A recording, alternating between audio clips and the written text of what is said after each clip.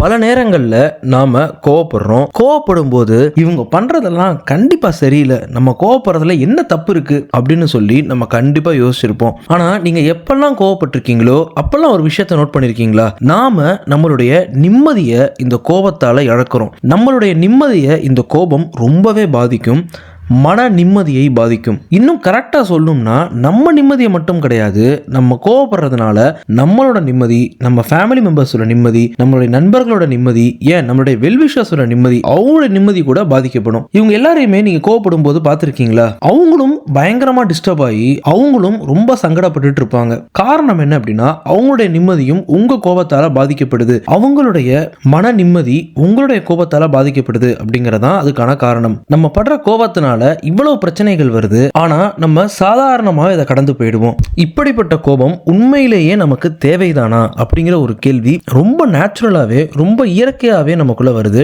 ஆனா நம்ம எல்லாரும் நம்மளுடைய கெப்பாசிட்டிக்கு ஏத்த மாதிரி நாம கோவப்பட்டுட்டு தான் இருக்கோம் அப்படிங்கிறது தான் யதார்த்தம். இது ரொம்பவே தவறு. இது கண்டிப்பா நம்ம தவிர்க்க வேண்டியது. இதை எந்த விதத்திலுமே நம்ம நியாயப்படுத்த கூடாது. கோபம் கண்டிப்பாகவே அனாவசியமானது தான், தேவையற்றது தான். நாம செய்யணும்னு நினைக்கிறத கோவப்படாமலே செய்ய முடியும், நம்ம சொல்லணும்னு நினைக்கிறத கோவப்படாமலேயே சொல்ல முடியும். நிதானமா இருங்க, தெளிவா சிந்திங்க, கோவப்படாம ஒரு விஷயத்தை எப்படி சாதிக்கிறது அப்படின்னு சொல்லி யோசிங்க. கண்டிப்பா உங்களால முடியும். கோவப்பட்டாதான் நம்ம பேசுறத மற்றவங்க கேட்பாங்க அப்படின்லாம் கண்டிப்பா கிடையாது.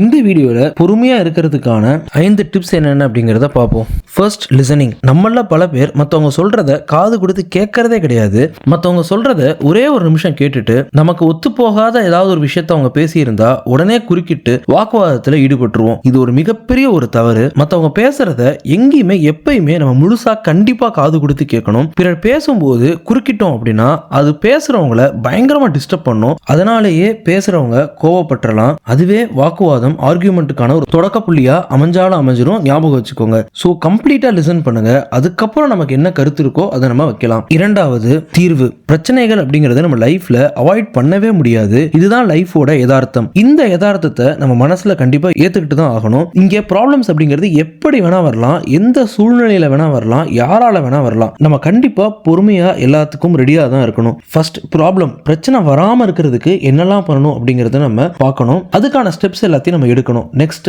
அதையும் மீறி நமக்கு பிரச்சனை வந்துருச்சு அப்படின்னா டென்ஷன் ஆகாம, பதட்டப்படாம, நிதானமா அந்த பிரச்சனையை ஃபேஸ் பண்ணணும். அந்த பிரச்சனைக்கான தீர்வை நோக்கி நம்ம போகணும். இந்த பிரச்சனை வந்ததுக்கு இவங்க தான் காரணம், அவங்க தான் காரணம் அப்படின்னு சொல்லி யாரையும் நம்ம குறை சொல்லாம அந்த பிரச்சனைக்கான சொல்யூஷனை எப்படி கண்டுபிடிக்கிறது அப்படின்னு சொல்லி அதுல நம்ம ஃபோக்கஸ் பண்ணணும். அந்த பிரச்சனைக்கான சொல்யூஷனை கண்டுபிடிச்சதுக்கு அப்புறம் அந்த பிரச்சனையை நம்ம அனலைஸ் பண்ணலாம். யாரால வந்துச்சு, எப்படி வந்துச்சு அப்படிங்கறத கண்டுபிடிக்கலாம். கண்டுபிடிச்சதுக்கு அப்புறம் அவங்கள்ட்ட அதுக்கப்புறம் நிதானமா எடுத்து சொல்லி அடுத்த தடவை தவறு நடக்காம இருக்கிறதுக்கு என்ன பண்ணணுமோ அதை அவங்கள்ட்ட நிதானமா எடுத்து சொல்லலாம். நம்ம லைஃப்ல எல்லாத்தையும் நம்மளால கண்ட்ரோல் பண்ண முடியாது அப்படிங்கிற ஒரு யதார்த்தத்தை நம்ம கண்டிப்பா ஏத்துக்கிட்டு தான் ஆகணும். நம்ம எவ்வளவுதான் பெர்ஃபெக்ட்டா பிளான் பண்ணாலும், எக்ஸிக்யூட் பண்ணாலும் நம்ம லைஃப்ல சில விஷயங்கள் நம்ம கையை மீறி நடக்கிறதுக்கான வாய்ப்புகள் நிறைய இருக்கு அப்படிங்கறத நம்ம புரிஞ்சுக்கணும். கண்ட்ரோல் பண்ண முடியாத விஷயங்களுக்கு நம்ம என்னைக்குமே டென்ஷன் ஆகக்கூடாது. கண்ட்ரோல் பண்ணக்கூடிய விஷயங்கள்ல மட்டும்தான் நம்ம ஃபோக்கஸ் பண்ணணும். ஒவ்வொரு விஷயத்தையுமே நம்ம பொறுமையா எப்படி பண்றது அப்படின்னு தான் நம்ம யோசிக்கணும். எந்த சூழ்நிலையிலும் எந்த நேரத்திலையும் நம்ம கண்டிப்பா கோவப்படக்கூடாது அப்படிங்கிற ஒரு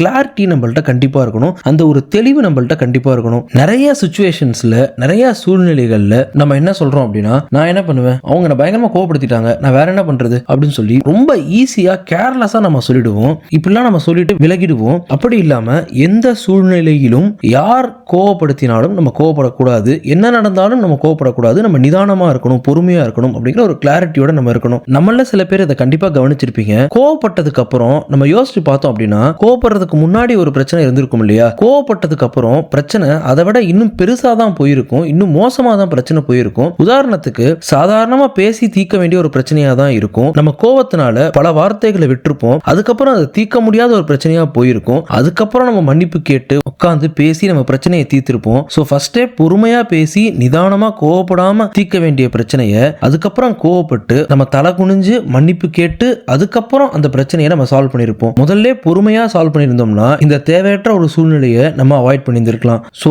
கோவப்பட்டதுக்கு அப்புறம் நமக்கு நம்மளுடைய நிம்மதி போயிடும் அப்படிங்கிற ஒரு கிளாரிட்டி இருந்துச்சு அப்படின்னா நம்ம கண்டிப்பா கோவப்பட மாட்டோம். ஸோ எப்பவுமே இந்த கான்சிக்வன்ஸ் கான்சிக்வன்சஸ். கோவப்படுறதுனால நமக்கு நடக்கக்கூடிய அந்த தொல்லைகளை பத்தி நம்ம ஒரு செகண்ட் யோசிச்சு பார்த்தோம் அப்படின்னா நம்ம ஆட்டோமேட்டிக்கா பொறுமையாயிடுவோம். கடைசியா பொறுமையா இருக்கிறவங்க கூட தான் மக்கள் எப்பவுமே கம்ஃபர்டபுளா ஃபீல் பண்ணுவாங்க. இவர்கிட்ட போனோம்னா இவர் எந்த ஒரு பிரச்சனையுமே பெருசு பண்ணாம பொறுமையா சால்வ் பண்ணுவாரு, இவர் கொஞ்சம் பிளசண்டா பிஹேவ் பண்ணுவாரு, இவர்கிட்ட போனோம்னா பிரச்சனைக்கான சொல்யூஷன் கிடைக்கும். அதே மாதிரி ஒரு பாசிட்டிவான ஒரு ஆளு. பொறுமையா இருக்கிறவங்களை தேடி தான் மக்கள் என்னைக்குமே வருவாங்க அப்படிங்கறத ஞாபகம் வச்சுக்கோங்க. ஸோ ஃப்ரெண்ட்ஸ், இந்த வீடியோல பொறுமையா இருக்கிறது எப்படி அப்படிங்கிறதுக்கான யூஸ்ஃபுல்லான டிப்ஸ் அப்படிங்கிறத பார்த்தோம். அடுத்தடுத்த வீடியோஸ்ல இன்னும் பல விஷயங்களை பத்தி பார்ப்போம். பை.